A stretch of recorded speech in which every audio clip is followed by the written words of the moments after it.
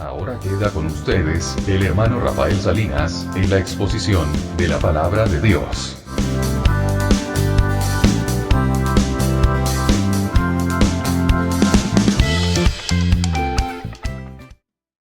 Vamos a ver lo que la Biblia nos dice. Estábamos viendo el domingo pasado acerca de también de un conjunto de proverbios en este maravilloso libro, en el capítulo 3, pero ahora estamos en el capítulo 19, y ahí en su Biblia dice: mejor es el pobre que camina en integridad que el de perversos labios y fatuo.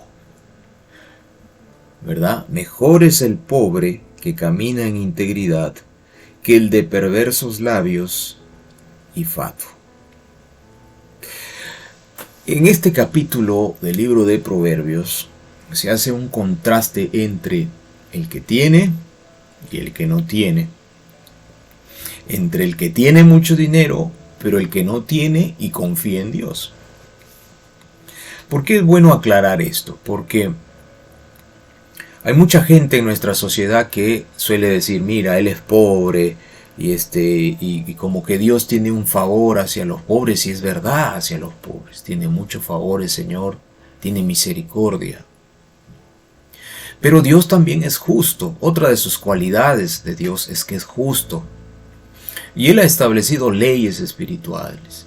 Una de estas leyes es: todo lo que el hombre sembrare, eso cosechará.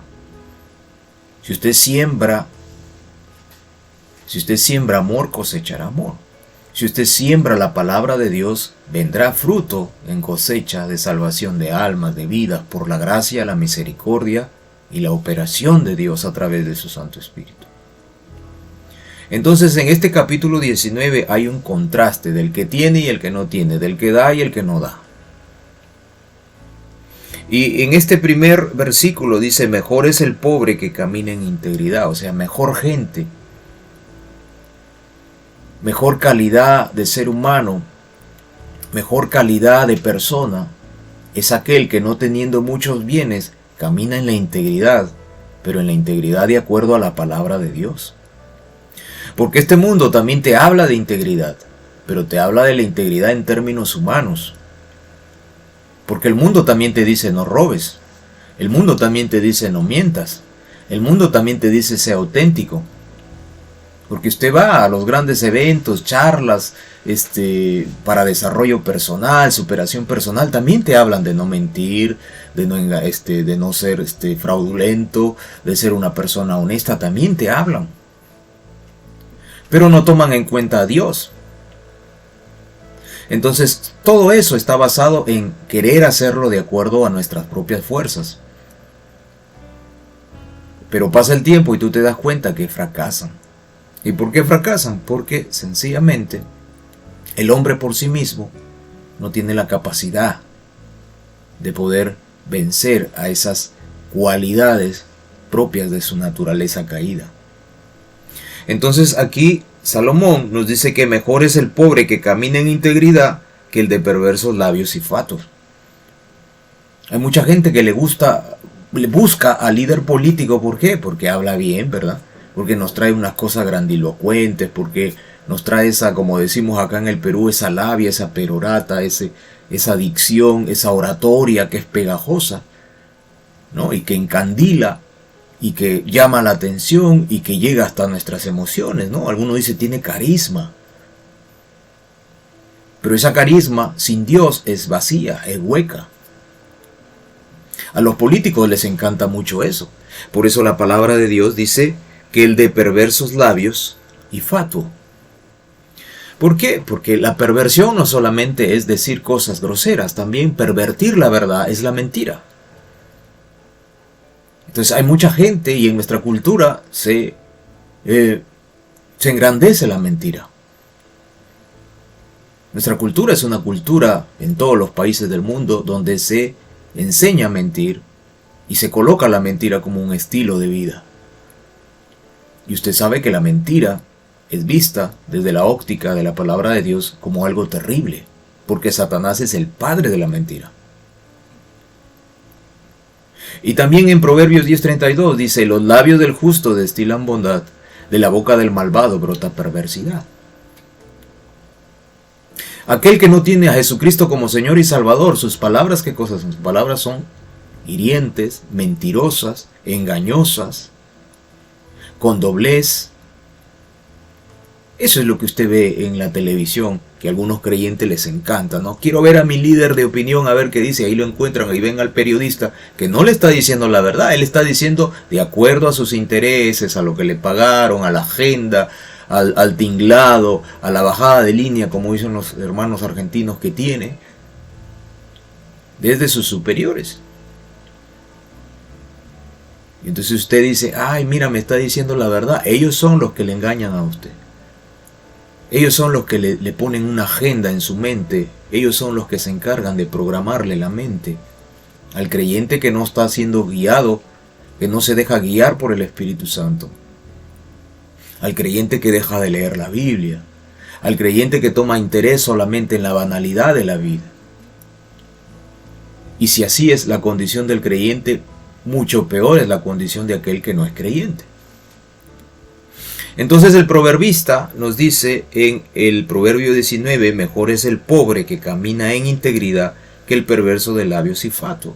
Si yo quiero tener una amistad con alguien o considerar a alguien como tal vez un referente en mi vida de amistad, de cercanía, antes de ir y buscar a aquel que es fatuo, que habla, que siempre está hablando cosas grandes, ¿no? Porque así hay esa gente.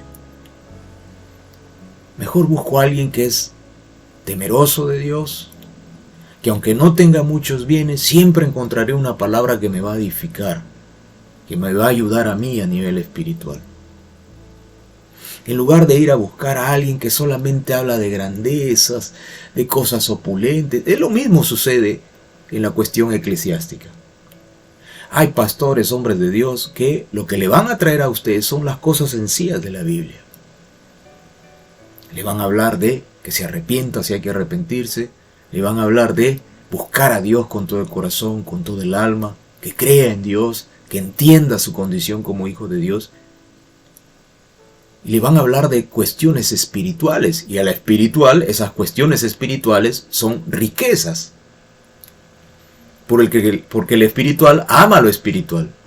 Pero el que no es espiritual busca las cosas terrenas, lo material. Y lo mismo sucede pues en la iglesia, ¿no? Por eso es que el Señor ha permitido que haya la apostasía. Hombres impíos, falsarios, autoproclamados apóstoles, profetas, pastores, etcétera, etcétera, que solamente te hablan de riquezas y te hablan de la cuestión emocional y te hablan de que tú tienes capacidades propias en ti para salir adelante sin dioses, sin Dios si es posible. Por eso te dicen, descubre el campeón que hay en ti hay un poderoso y grande guerrero, pero si tú no te arrepientes de tus pecados, ¿cómo crees que vas a encontrar el favor de Dios? Pero ellos te hablan de grandezas. Siembra tu pacto y vas a obtener mucho dinero, como si Dios fuera un banquero, un negociante. Distorsionan las escrituras. Te hablan de que tú vas a tener cuentas bancarias donde les crecen los ceros a la derecha. Y te dice, tú siembras $200 y la cuenta bancaria cuando tú llegues va a aumentar. Y en lugar tenías $1,000, ahora vas a tener $5,000. Así le engañan a la gente. O siembra acá en el reino. En realidad es el reino de ellos. Es el reino de ellos. Para eso piden el dinero, porque ellos se van a enriquecer. Porque ellos lo que están vendiendo, ¿qué es? Están vendiendo humanismo. Están vendiendo, ¿qué? Relativismo. Están vendiendo, ¿qué? La idea de la caída del hombre ahí en el Edén. Y seréis como dioses, porque para eso venden toda su teología barata y que apesta a infierno del dominionismo y reino ahora. Y por eso que usted ve a muchísima gente en las megas iglesias donde nadie predica a Cristo, donde todo es sonido, cuestiones estrafalarias y palabras grandilocuentes de hombres. ¿Por qué la gente está siguiendo a quién? Al perverso de labios y fatuo. Porque ese mensaje, entre comillas, cristianoide, es fatuo. Porque la gente quiere el confort, la gente quiere lo material, la gente quiere tocar, sentir, pero Dios no se mueve así. Las cosas espirituales en Dios no se mueven así. Las cosas en el Señor son por fe. Las cosas en el Señor se están basadas en la obediencia a Él y a su palabra. Entonces, es lo que enseña esta gente, el fatuo, el perverso, en el mundo eclesiástico, es un falso evangelio. Y hay muchos llamados creyentes que en realidad son religiosos, que no son salvos, que acuden a ese evangelio. Porque ese evangelio llena sus expectativas meramente humanas. Como no son regenerados, no entienden lo espiritual.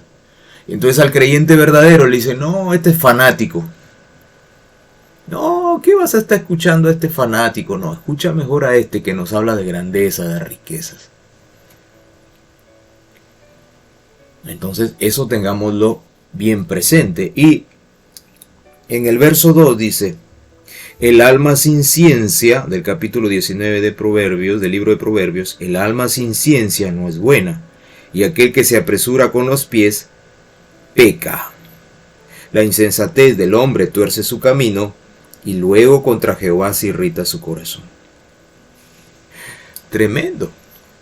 El alma sin ciencia peca, no es buena. Acá está, ahí en la imagen que están viendo en pantalla, es una versión más digerida. Solo la coloqué ahí para ilustrarnos un poco, pero prefiero la Reina Valera. Dice, el alma sin ciencia no es buena, y aquel que se apresura con los pies peca. El alma sin ciencia no es bueno. Ahora, ¿qué es esto del alma sin ciencia? No está hablando de la ciencia que ahora que usted escucha, los grandes expertos, dice, ¿no? Nos impusieron el bozal y el distanciamiento social, ¿no? Diciendo, los grandes expertos, resultó que esos expertos no existían. Resultó que no estaban aplicando nada de la ciencia de los hombres. Sencillamente era colocar temor y engaño a la gente para llevarlos después a otro matadero. Entonces aquí no está hablando de la ciencia de los hombres, sino está hablando de la capacidad de entender primero las cosas de Dios, sin ciencia, sin sabiduría, sin inteligencia. Entienda usted bien que el más inteligente es el que ama a Dios. El más sabio es el que busca a Dios. Ese es el hombre más inteligente, esa es la mujer más inteligente, la que busca a Dios, la que ama a Dios, la que tiene temor de Dios, la que tiene en consideración la palabra de Dios. Esa es el alma que sí tiene ciencia. En cambio, aquella persona que Dios es solamente algo que se toma cuando hay un apuro, cuando hay una enfermedad, cuando hay una necesidad económica y luego Dios se coloca en segundo plano, ese es el alma sin ciencia. Y cuando tú no tienes ciencia, es decir, cuando tú no amas a Dios, cuando tu referente en tu vida total, íntegra, no es Dios, entonces ¿qué es lo que va a pasar? Te vas a apresurar hacia las malas decisiones. Por eso dice, y aquel que se apresura con los pies, se apresura rápidamente en su desesperación, porque no hay donde atenerse, porque no tiene fe. Se apresura, peca. Y el primer pecado que ocurre ahí es dejar a Dios a un lado, olvidarse de Dios. Es lo que le pasaba a Israel. Dios los bendecía, Dios les daba muchísimas bendiciones y ellos eran cíclicos.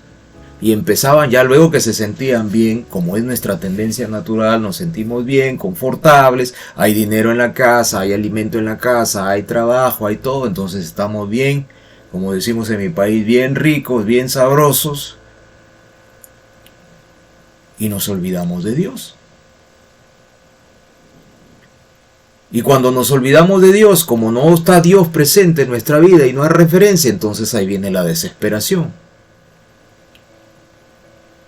Y no queremos ni escuchar al Espíritu Santo que nos dice, hijo, dobla tu rodilla, ora, arrepiéntete, busca a tu Dios. Y Él te va a sacar adelante, ¿no? Pero como son cuestiones espirituales y nosotros valoramos más lo material, entonces nos desesperamos y terminamos pecando. Y el primer pecado que ocurre ahí, que les estaba diciendo, es olvidarse de Dios. Se olvidaban de Dios. Es lo que le pasaba a Israel, se olvidaba de Dios. Se apresuraban con los pies y pecaban. La insensatez del hombre tuerce su camino, claro, porque tomamos malas decisiones, nos salimos del camino donde debemos ir.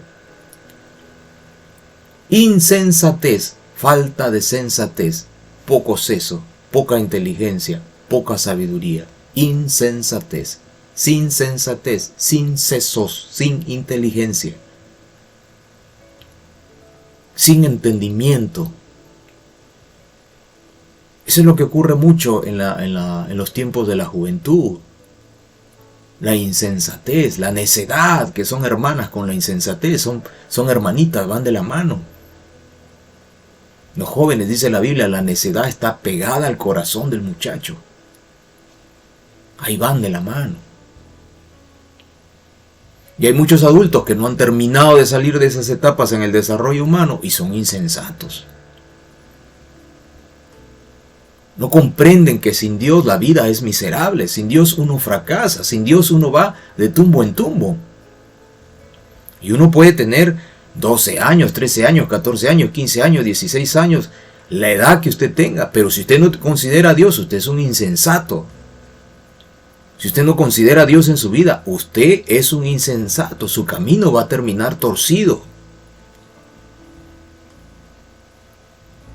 Va a terminar confundido. Tenía que ir por la derecha y terminó yendo por la izquierda. Tenía que ir por la izquierda y terminó yendo por la derecha. Tenía que ir hacia el norte y terminó yendo hacia el sur. La brújula espiritual en usted falla. No tiene un norte. La insensatez tuerce su camino. Y luego, ¿qué es lo que pasa? Porque mire la Biblia, lo sabio que es. La sabia que es la palabra de Dios. Y mire cómo el Espíritu Santo ha dejado sentado todo esto. El hombre en toda esa insensatez, en su falta de ciencia, en sus decisiones mal hechas, luego culpa a Dios. No, Dios tiene la culpa porque no me ayudó. Y ahí dice, y luego contra Jehová se irrita su corazón, se irrita, se enoja contra Dios. No, Dios, ¿de qué me vale la vida cristiana? No, yo hago lo que yo quiero. Ya ves, mira, por seguir a Dios, pero si nunca seguiste a Dios. Fuiste insensato.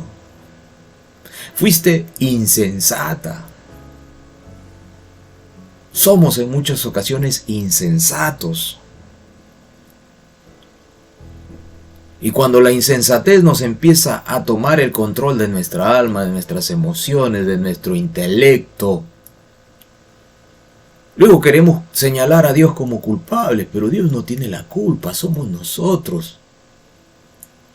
Por nuestra alma sin ciencia, por dejar a un lado lo que dice la Biblia para asumir nosotros nuestro propio parecer, y después ahí viene el fracaso, ahí viene después el caos, de ahí viene después la lágrima, de ahí viene después la destrucción. Por eso el Espíritu Santo deja todo esto definido, para que entendamos que no podemos dejar a Dios a un lado en nuestra vida, porque si no seremos sin ciencia. Y luego lo que viene de ahí es el fracaso. Y lo que viene de ahí en nuestra insensatez es querer culpar a Dios por lo que nos pasa cuando Dios no tiene la culpa. Montones de creyentes le echan la culpa a Dios de sus fracasos y Dios no tiene la culpa ahí nada. El Señor está diciendo, pero mijo, ¿por qué me echas la culpa a mí de tus indecisiones, de tu insensatez, de tu falta de ciencia? ¿Qué tengo que yo ver ahí, mijo? Más bien arrepiéntete porque viene mi corrección.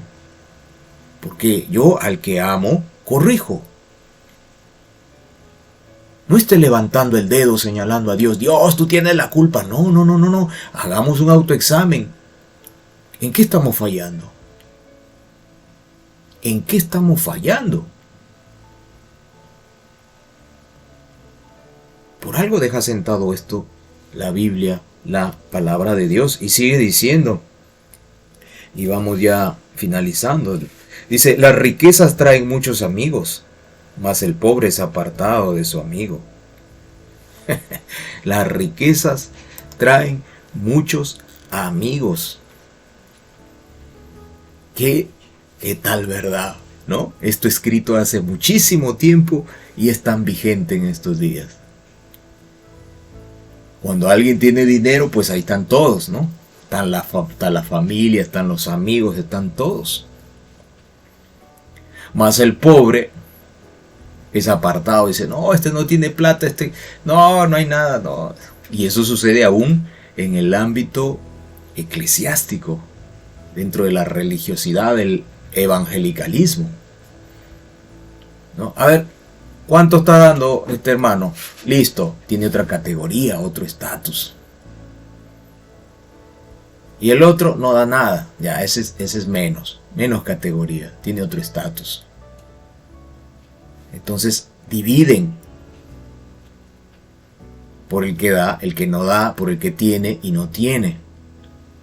Y eso pasaba aún en los tiempos de los apóstoles. Los primeros asientos, no, para el que da.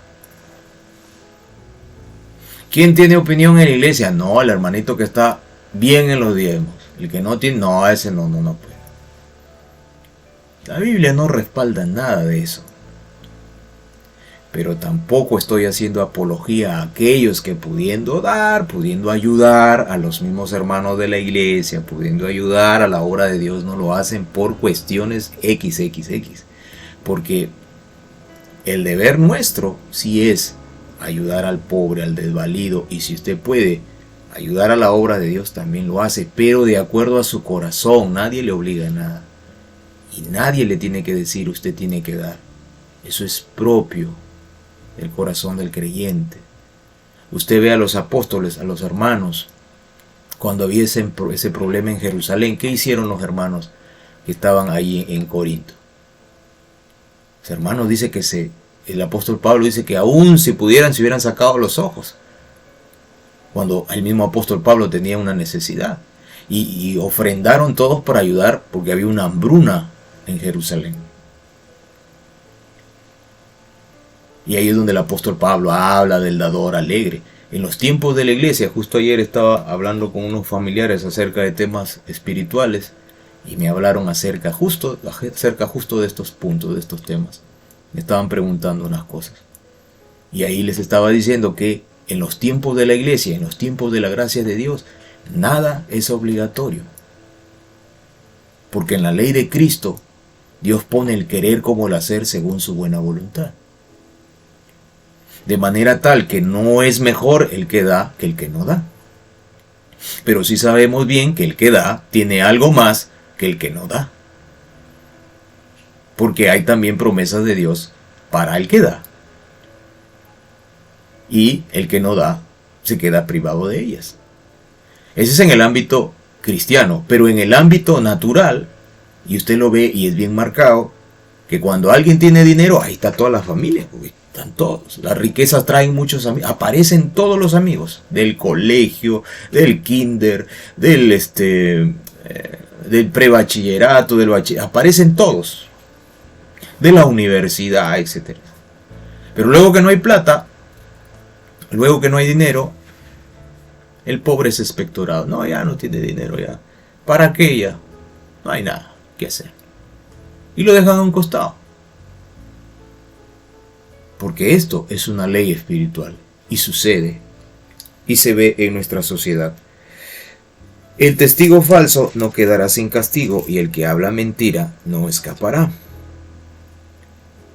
Y vamos a terminar con estos dos últimos versículos, 5 y 6. Dice: el testigo falso no quedará sin castigo. El testigo falso, aquel que se levanta para acusar a otro mintiendo. Y usted ve nuestra sociedad repleta de eso, ¿no? En el caso de los problemas de los políticos, los que están en el gobierno, dice el colaborador eficaz, dice, ¿no? Aquel que va a denunciar o a hablar.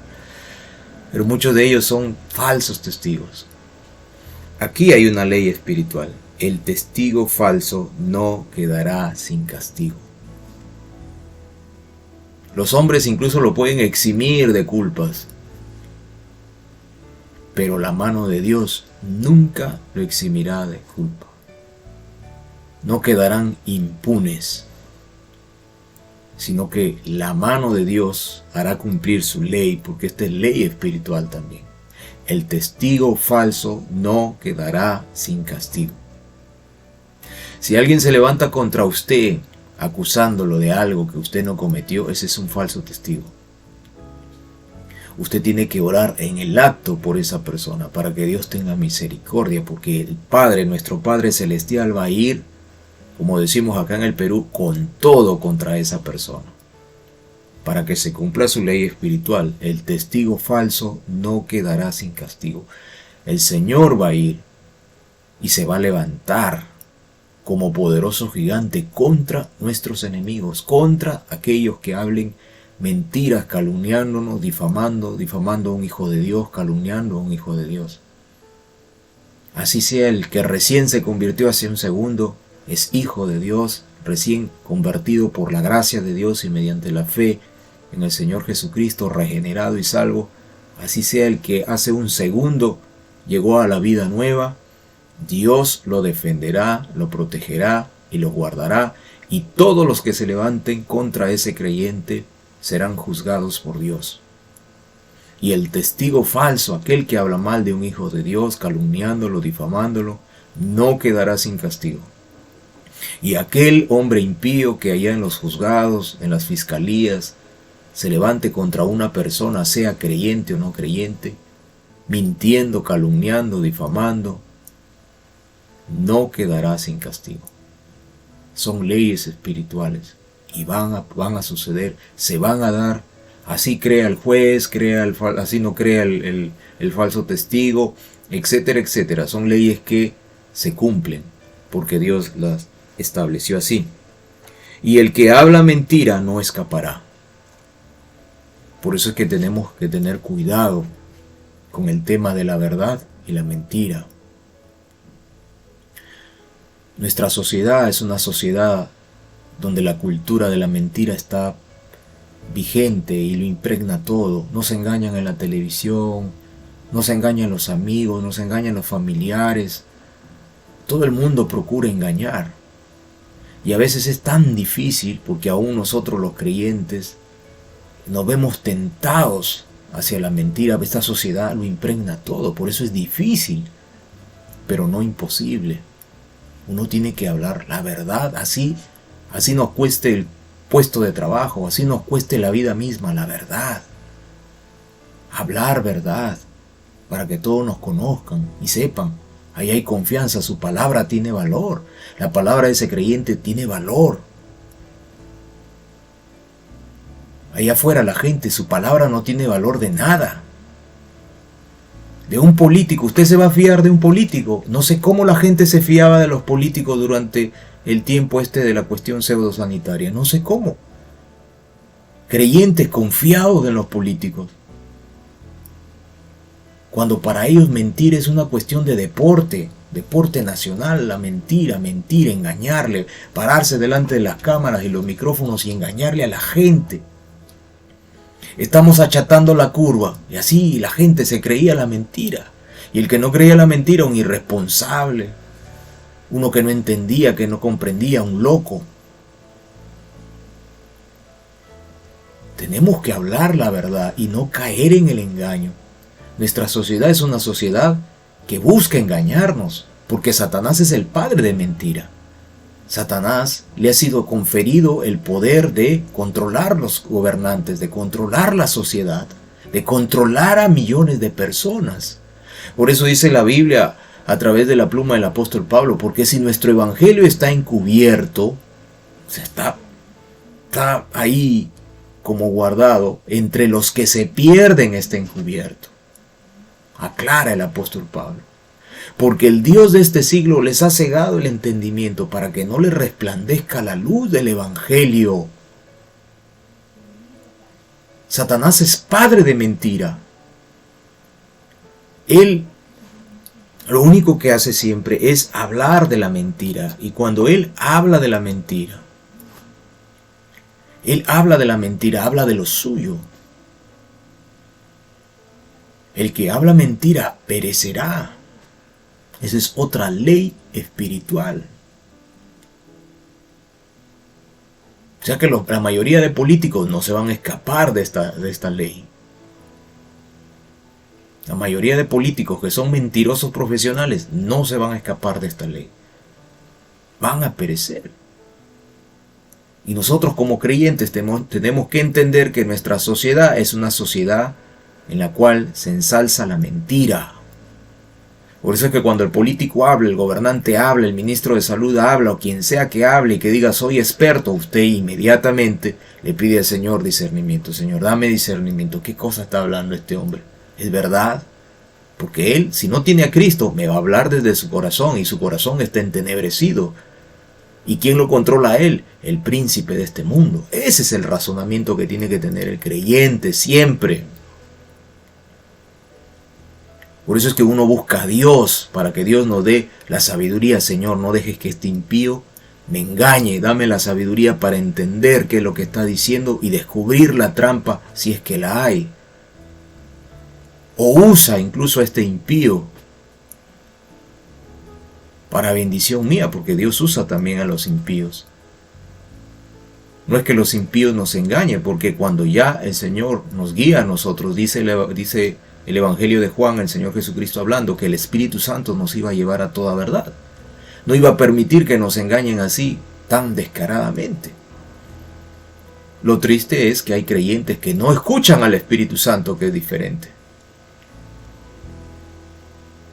Entonces, como su punto de vista es del humano hacia abajo, entonces son fácilmente engañados. Y el Espíritu Santo les está diciendo, hijo, mira las cosas desde lo espiritual hacia lo material.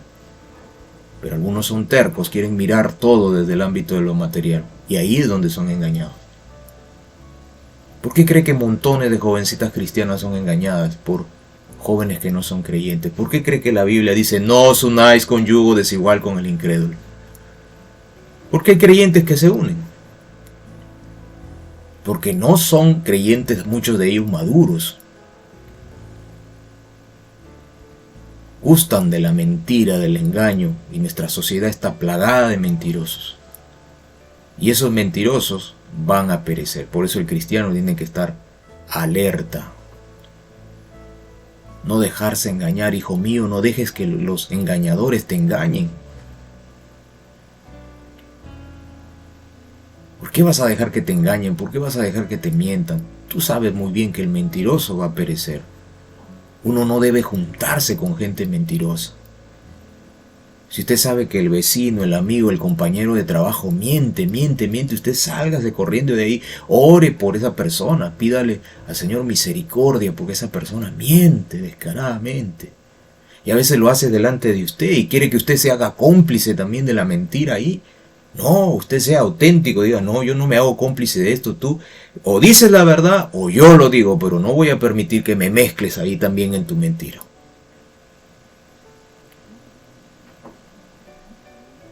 Lucha total contra la mentira, el engaño.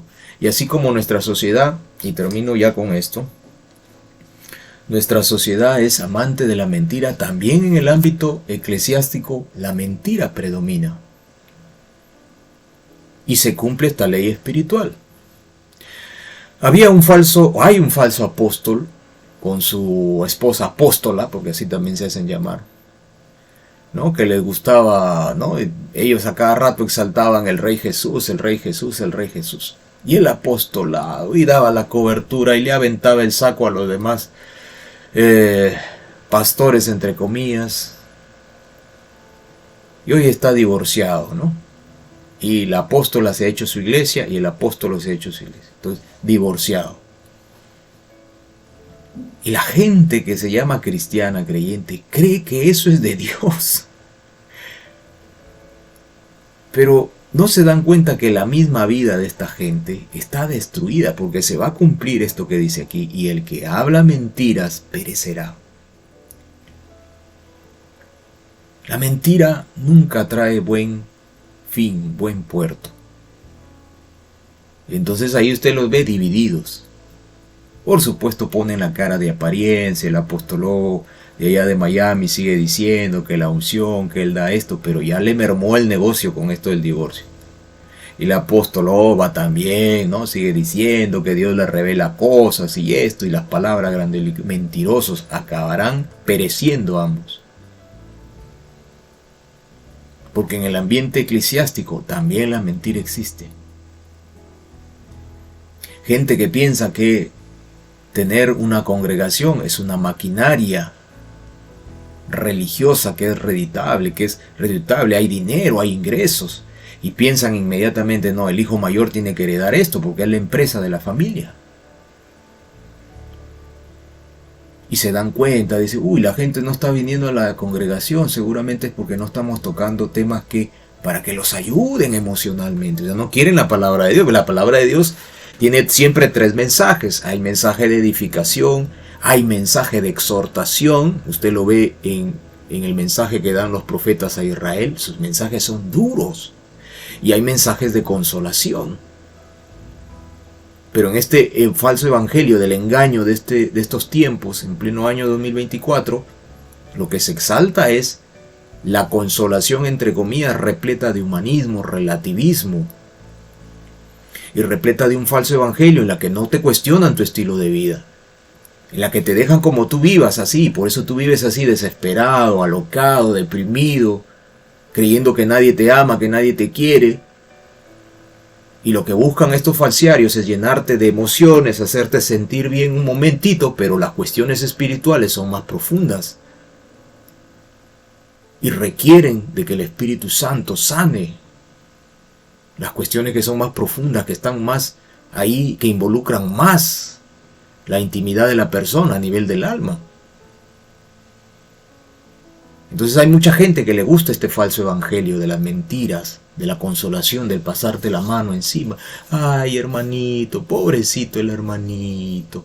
Ay, hermanita, hermanita linda, qué bueno que eres, sal adelante. Uy, tú, hermanita, qué tan linda eres. Pero uno sabe que la hermanita está en cosas que no convienen. Sabe que el hermanito está en cosas que no convienen. Sabe que el hermanito no ora, no busca a Dios, no es maduro en la fe. Sabe que el hermanito está luchando con las tentaciones, pero sigue cayendo en las tentaciones porque sigue buscando cosas que no le agradan a Dios. Entonces uno tiene que venir con un mensaje no de pasarle la mano, sino de exhortación, de decirle, hermano, ¿qué está pasando acá? Arrepiéntete, hermano querido, vamos a orar. Pídele perdón al Señor, deja ese vicio. Lo tienes a escondidas el vicio. Tú crees que nadie te ve, pero Dios sí te ve. Tú crees que nadie no se da cuenta. No se da cuenta el pastor, la hermana, el hermano, tu familia no se dan cuenta, pero tú tienes algo escondido ahí, un secreto que lo único que hace es te da fracaso en la vida. Ese es un tipo de mentira delante de Dios y delante de los hombres, porque vives de apariencias. Y lo único que quieres es que todos te estén pasando la mano. Ay, pobrecito, pobrecita, pobrecita. No, recapacítese, recapacite. Entienda, sálgase de ese camino, salga de ese camino. Comprenda que necesita vivir en verdad, que la vida del cristiano tiene que ser transparente. La vida del creyente tiene que mostrarse tal cual es. ¿Por qué tenemos que tener doblez? ¿Por qué tenemos que ser de una manera dentro de las cosas de Dios, de la vida eclesiástica, y de otra manera en el ámbito laboral? No, que nos conozcan como somos en el Señor. Somos así en el trabajo, somos así en la vida familiar, en la vida eclesiástica, que nos conozcan así. Estamos en medio de una sociedad donde la mentira es moneda del día. Nos engañan los diarios, nos engañan los líderes religiosos, nos engañan los políticos, nos engañan el personal de salud, nos engañan los abogados, nos engañan los periodistas, nos engaña el vecino, nos engaña el amigo. Nos puede engañar el cónyuge. Nos puede engañar la familia misma. Y uno tiene que, para entender todo ese contexto en el que nos movemos, tenemos que estar cimentados en la verdad. Para ayudar a aquel que está en las garras de la mentira. Y hacerle ver que el que habla mentiras perecerá. Bendito sea Dios. Vamos a terminar aquí y orar. Padre, gracias. Gracias, Señor, por tu palabra. Y pedirte, Señor, que nos ayudes a ser personas auténticas, a que se muestre en nosotros el maravilloso cambio que da el Espíritu Santo. Y enséñanos, Señor, a ser personas que demos tu palabra a otros, demos tu bendición a otros, que demos lo que tú nos has dado, Señor. Esa gracia, ese poder, ese amor, esa misericordia. Que entendamos todas las cosas desde el ámbito espiritual. Y Señor, que nos ayudes a tener siempre sensatez, a tener ciencia. Y que nos enseñes, Señor, a poder confrontarnos a la luz de tu palabra, Señor. Que nuestra vida se vea reflejada para enderezar lo que hay que enderezar. Para alinear lo que hay que alinear en nuestra vida, Señor. Para corregir lo que está chueco en nuestra vida. Ayúdanos, Dios mío. Enséñanos, porque sencillamente sin ti no sabemos qué hacer. No sabemos cómo caminar, cómo andar, cómo hablar, cómo pensar. Enséñanos, Padre. Somos tan débiles, tan frágiles. Necesitamos de ti. Necesitamos tu guía, necesitamos que nos enseñes tú. Nosotros nos confundimos, oh Dios del cielo, poderoso, grandioso y maravilloso. Tú eres quien vas delante de nosotros, Padre. Nos tomas de tu mano fuerte y poderosa. Y como siempre, Señor, nos dices, yo estoy aquí. No temas porque yo estoy contigo. No desmayes porque yo soy tu Dios.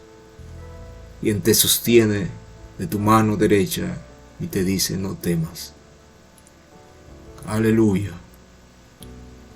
Aleluya. Aleluya, Señor. Precioso, maravilloso, grande. Grande, Señor, Jehová, Dios de los ejércitos. Toda la tierra está llena de tu gloria, Señor. Nuevamente, Señor, abrirás ríos en el sequedal, caminos, Señor, donde no había nada. Poderoso eres, oh Dios de los cielos. Vamos caminando, Señor, hacia nuestra patria celestial. Vamos caminando, Dios, hacia nuestro encuentro contigo. Allá, Señor, en las nubes.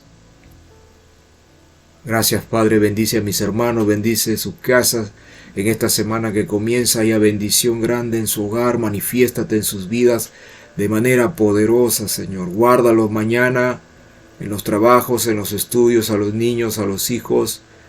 Padre, que tu mano esté ahí, poderosa, destruyendo toda obra de las tinieblas, toda palabra o toda trampa del enemigo y de sus peones, de sus hijos, y que tu iglesia salga avanti, Señor, en medio de toda esta carestía moral, y que nadie nos engañe, Señor, que el impío no nos engañe, y nos demos cuenta de las mentiras, y nos demos cuenta de los falsos, Señor, de aquellos que quieren engañarnos más. Gracias por su sintonía. Hasta la próxima secuencia. Que Dios le bendiga ricamente. Esta es una producción de Ebenezer Comunidad Bíblica. Todos los derechos reservados. Lima, Perú.